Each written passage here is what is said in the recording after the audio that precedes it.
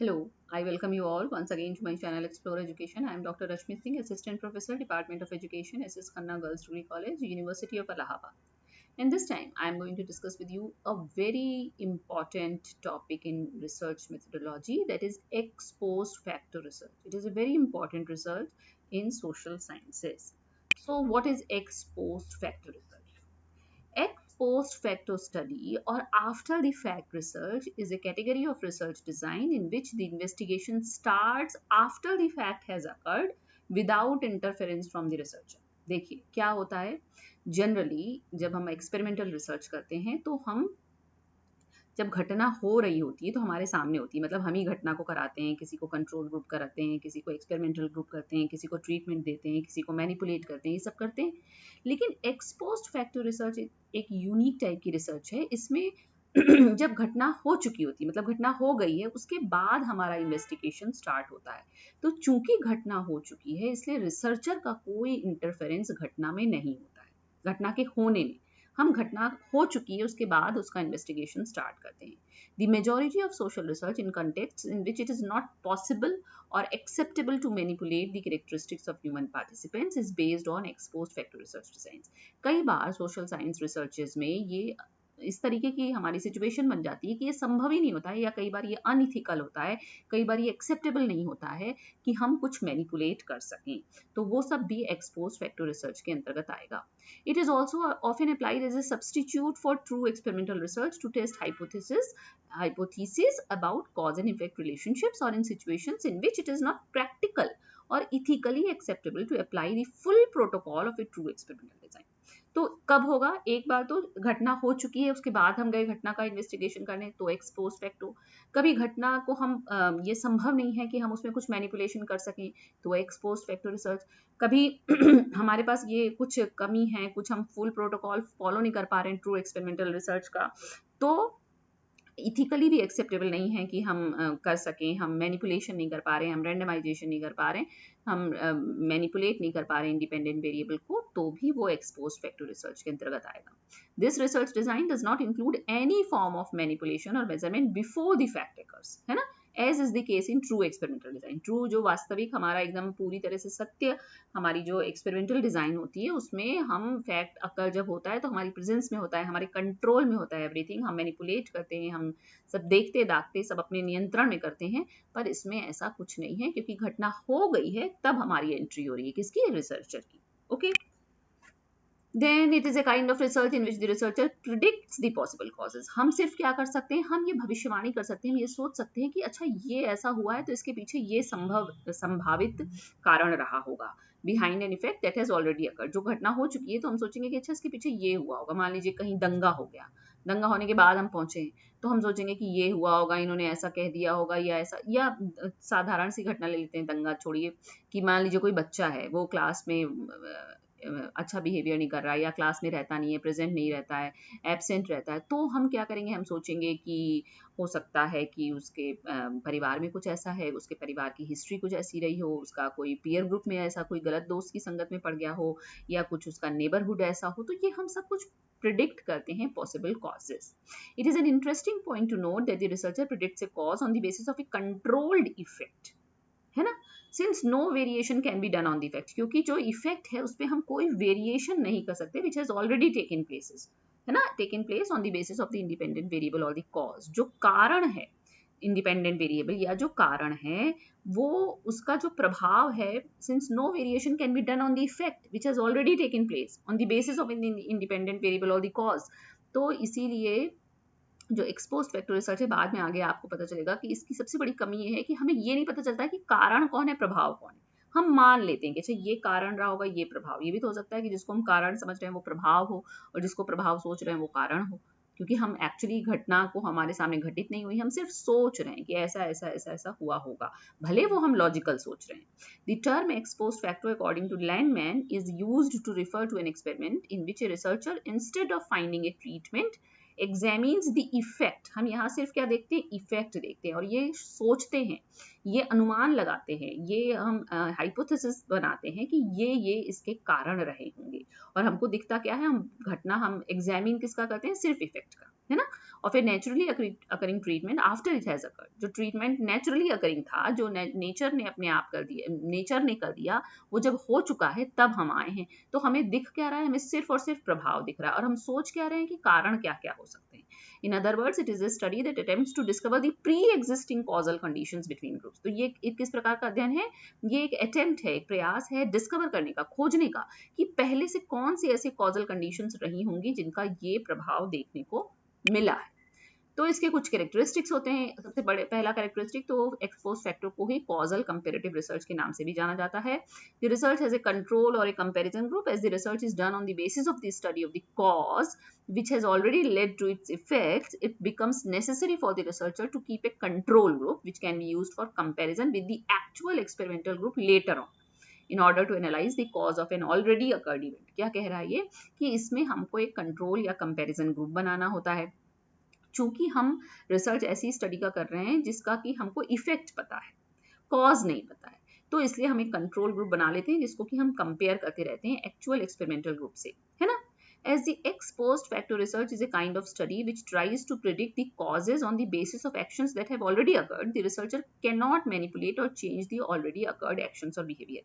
पहले जो हो चुका है, जो एक्शन हो गया, जो व्यवहार हो गया, जिसकी वजह से ये प्रभाव दिख रहा है, चूंकि वो हो चुका है इसलिए असंभव है कि हम जाकर पीछे समय में पीछे जाकर उसमें कोई मैनिपुलेशन या चेंज कर सके। तो ये सबसे खास कैरेक्टरिस्टिक है और यही सबसे बड़ा अंतर एक्सपेरिमेंटल रिसर्च और एक्सपोज फैक्टर रिसर्च में है कि रिसर्चर जो है यहाँ मैनिपुलेट या कोई चेंज नहीं कर सकता है इंडिपेंडेंट वेरिएबल में। The research focuses on the effects, यहाँ सारा फोकस किस पे है, इफेक्ट पे है। Since the researcher tries to analyze and predict the reasons, हम क्या कर सकते हैं, हम सिर्फ एनालाइज कर सकते हैं, विश्लेषण कर सकते हैं और भविष्य प्रिडिक्शन कर सकते हैं, भविष्यवाणी लगा सकते हैं कि अच्छा ये कारण रहा होगा behind the occurrence of an event or phenomenon. तो फर्स्ट अटेम्प्ट हमारा क्या है, is to focus on the event. इसलिए सबसे ज्यादा यहाँ जो फोकस है, जो एकदम मुख्य बिंदु है जिसको आपको सबसे बढ़िया तरीके से अध्ययन करना है, वो घटना है ना, that has already occurred, जो हो चुकी है। अब आप उसको देखिए कि ये घटना कब हुई, क्यों हुई, कैसे हुई, क्यों हो सकती है, क्या क्या रीजन हो सकते हैं। ये The research tries to analyze the how and what, हमको क्या ढूंढना है, कैसे हुई और क्या हुआ उस इवेंट में। Since the researcher tries to understand the causal effects, क्योंकि हमारा मेन पर्पस एक्सपोज फैक्टर में क्या है, वो कारण ढूंढना है जिसकी वजह से ये घटना हुई। The research basically focuses on how and what reasons that has led that phenomena to occur. यानी कि रिसर्च मेनली इसीलिए की जा रही है कि वो कौन से कारण हैं, वो क्या कारण है जिसकी वजह से ये घटना हुई है। तो मेन इसका डिफरेंस हमको एक्सपेरिमेंटल रिसर्च से जानना होता है कि there is no doubt that both the experimental research and the expose factor research tries to investigate relationship between the existing variable. देखिए हम क्यों एक्सपेरिमेंटल रिसर्च से इसकी तुलना कर रहे हैं, क्योंकि दोनों में समानता भी है। वही एक्सपेरिमेंटल रिसर्च भी आपकी एग्जिस्टिंग वेरिएबल में रिलेशनशिप ढूंढ रही है, इंडिपेंडेंट डिपेंडेंट में। The conclusions of both are logically as well as empirically valid and reliable. दोनों के ही कंक्लूजन जो हैं वो लॉजिकली भाई वैलिड भी हैं, रिलायबल भी हैं, लेकिन दोनों में अंतर है। यही अंतर सबसे मेन है जो आपको जानना है। Experimental research, expose factor research. Experimental research में कंट्रोल होता है इंडिपेंडेंट वेरिएबल पर, यही सबसे बड़ी खासियत एक्सपेरिमेंटल रिसर्च की है और यही सबसे बड़ी कमी एक्सपोज फैक्टर में है कि वो इंडिपेंडेंट वेरिएबल में कंट्रोल नहीं कर पाती। और क्यों नहीं कर पाती, क्योंकि घटना पहले हो चुकी है। इन an experimental research researcher can directly, यहाँ पे हम डायरेक्टली मैनिपुलेट करते हैं इंडिपेंडेंट वेरिएबल को in order to examine its effect, ताकि हम उसका प्रभाव डिपेंडेंट वेरिएबल पर देख पाए। तो इंडिपेंडेंट वेरिएबल ही कॉज है और डिपेंडेंट वेरिएबल ही इफेक्ट है। In an exposed factor research, the researcher cannot directly manipulate the independent variable, that is the cause, as he or she predicts. हम प्रिडिक्ट करते हैं डिपेंडेंट वेरिएबल के basis पे कि ये कॉज रहा होगा। ठीक, फिर रैंडमाइजेशन, आपको पता है कि क्वेसी एक्सपेरिमेंटल रिसर्च और ट्रू एक्सपेरिमेंटल रिसर्च में भी रैंडमाइजेशन वाली दिक्कत आ जाती है कि ट्रू एक्सपेरिमेंटल रिसर्च में तो रैंडमाइजेशन होता है। The researcher can use the principle of randomization in an experimental research on basis of which they can conclude और infer that other things remaining equal, constant, control, the effect is a result of manipulation of the cause.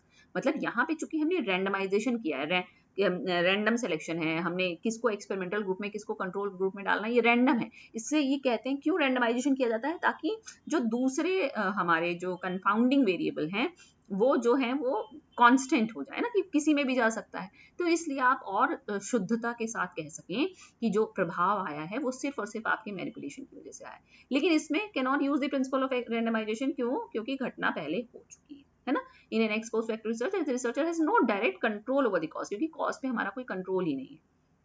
Okay फिर manipulation of variables, researcher can manipulate, researcher can not manipulate. Ex post में interpretation, चूंकि हमने control किया, हमने randomisation के principal को माना, हमने मैनिपुलेट किया, इसलिए हम इंटरप्रेट करते समय मतलब कि शत प्रतिशत तो नहीं, मतलब श्योरिटी के साथ कह सकते हैं कि ये इंडिपेंडेंट वेरिएबल के इस चेंज के कारण डिपेंडेंट वेरिएबल में ये प्रभाव आया है।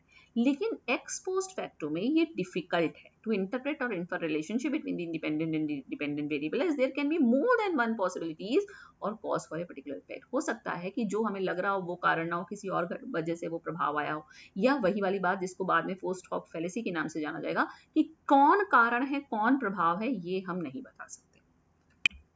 तो कुछ इसके स्टेप्स हैं, जैसे कि जैक एंड माइकल ने बताया, हमेशा की तरह से समस्या की शुरुआत मतलब रिसर्च की शुरुआत समस्या से होगी। डिटरमिनिंग द प्रॉब्लम, आपको डिटरमाइन करना पड़ेगा कौन सी आपकी प्रॉब्लम है।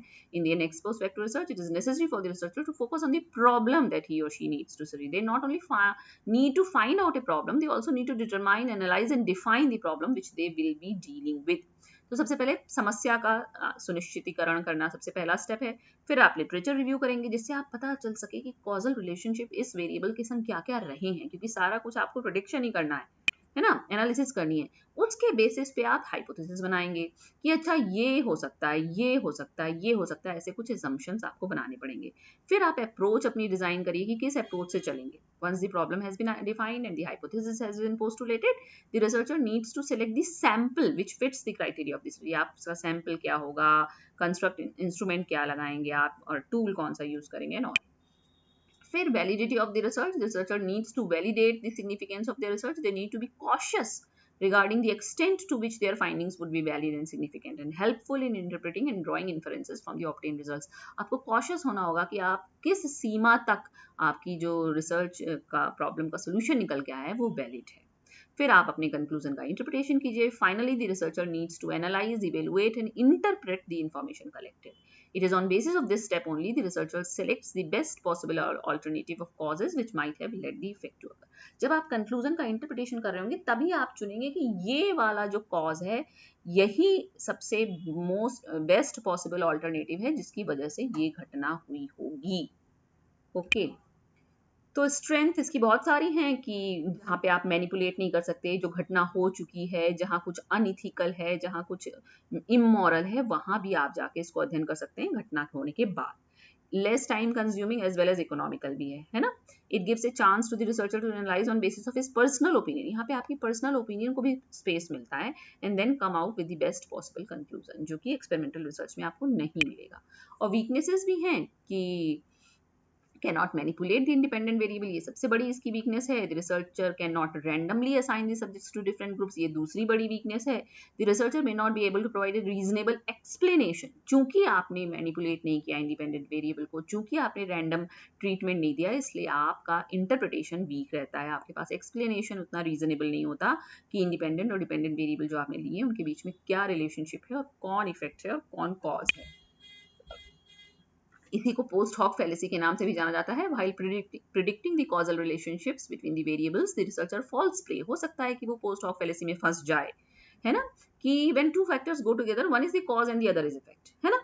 जब दो चीजें साथ साथ चल रही तो हम कहेंगे एक कारण एक प्रभाव है, लेकिन हम ये कैसे कह सकते हैं कि यही कारण है यही प्रभाव है। It is a faulty way of reasoning, ये क्या एक तरीके से गलत हमारी रीजनिंग हो जाएगी। That mistakes correlation for causation, हम कभी कभी कोरिलेशन को कॉजेशन समझ लेते हैं, मतलब साथ साथ जो घटना हो रही है हम समझ लेते हैं कि एक कारण एक प्रभाव है। ऐसा भी तो हो रही है कि हो सकता है वो कोरिलेट हो आपस में, उनके बीच में सह संबंध हो, ना कि एक कारण हो एक प्रभाव हो, समझ रहे हैं। तो temporal sequence is not causation, जो कह रहे हैं just because event A happened before event B does not mean A caused B. तो कह रहे हैं कि सिर्फ इसलिए कि ए पहले हुआ और बी बाद में हुआ, इसका ये मतलब नहीं है कि ए की वजह से बी हुआ है। It's a common error in reasoning, reasoning में ये कॉमन एरर होती है और can lead to incorrect conclusions and actions, और इसकी वजह से आप मिसगाइडेड डिसीजंस पे, इनकरेक्ट कंक्लूजन्स और एक्शंस पे पहुंच सकते हैं। तो ये इसकी एक बहुत बड़ी कमी है। Still It is a very important research and very popular research in social sciences. Okay, तो रिसर्च में जनरली सारे टॉपिक्स कवर हो गए थे जो आपका methods and procedures of research in education है, लेकिन ये mix methods approach and expose to factor research, ये दो रह गए थे. So I have covered both. So thank you and don't forget to like and subscribe my channel.